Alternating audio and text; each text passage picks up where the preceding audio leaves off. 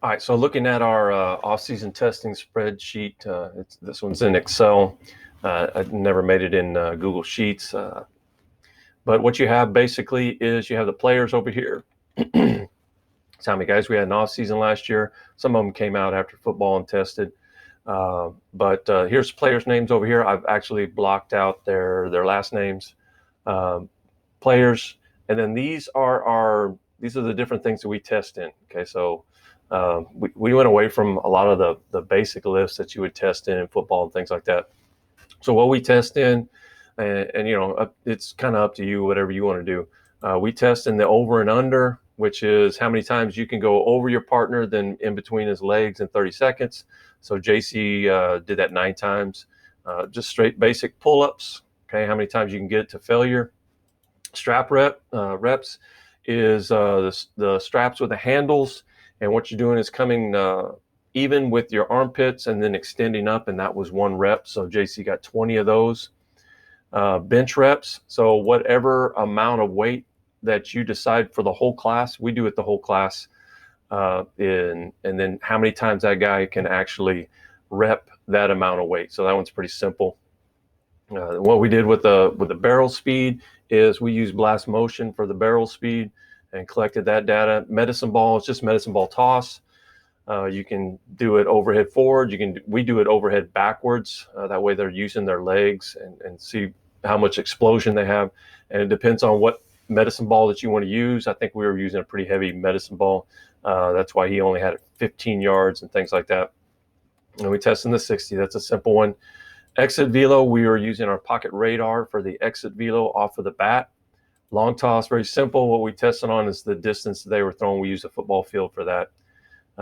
Velo, that was a pocket radar test also, and we had them run and gun on that one. That's why some of those are a lot higher than what they throw off the mound.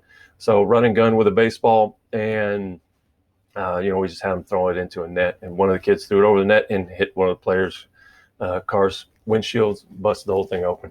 15-yard shuttle, simple football testing, and then the mile. We didn't actually record the mile last year. All right, so we will this year. We don't run a lot of distance. Most of our stuff is build-ups and sprints and things like that. So those are the categories that we test in. And the way this works is, the way you can use it, because it already has the formulas in it, the Excel formula. And so if you look at JC, he got 9 over and unders. All right, and here's the formula up at the top.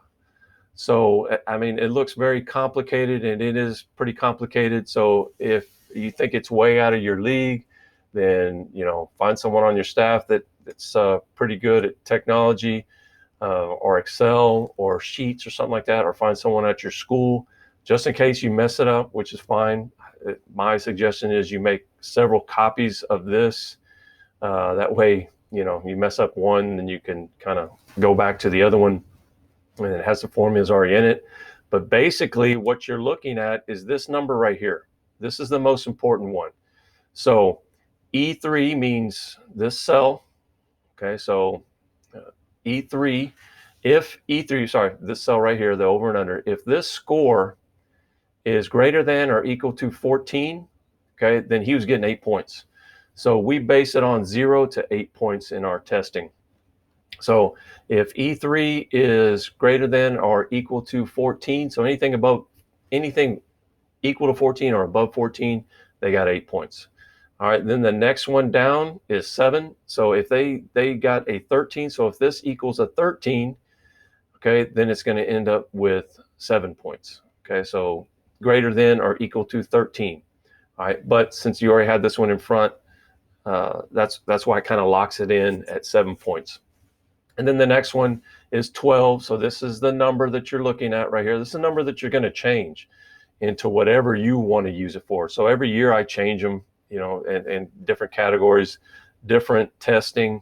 So these are the numbers that I change. Everything else needs to stay exactly the same.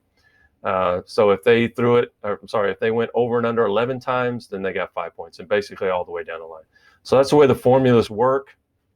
And if you look at all the different formulas, it's really all I've done is gone in and just changed these to make it work for me. So that's the way those work. All right.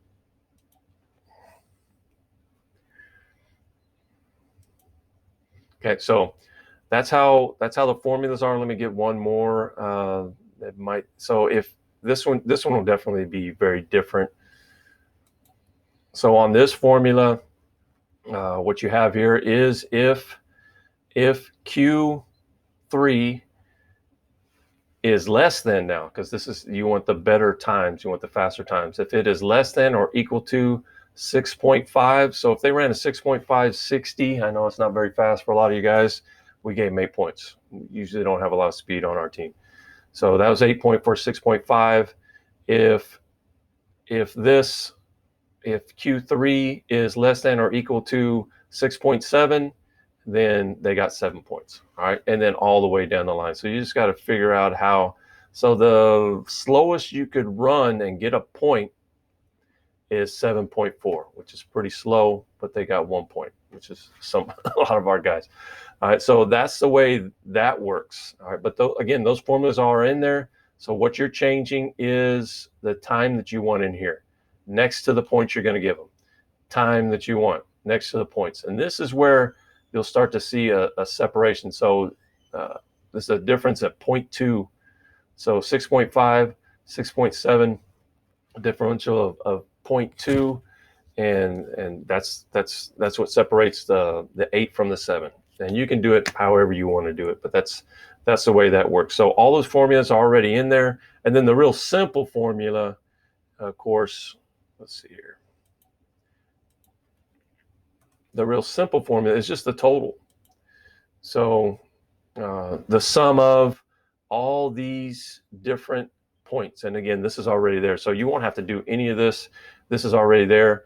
So the total just equals the sum of all the red points is the way it works out. So that's how we use it.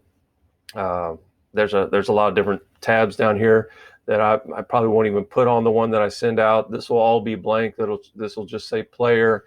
Here's the rankings and everything else. And if you have any questions, and you can always email me at bbickerton@sharylandisd.org, or you can get a hold of me through SportsU, or even on Twitter also. But that's how we use our off-season testing form.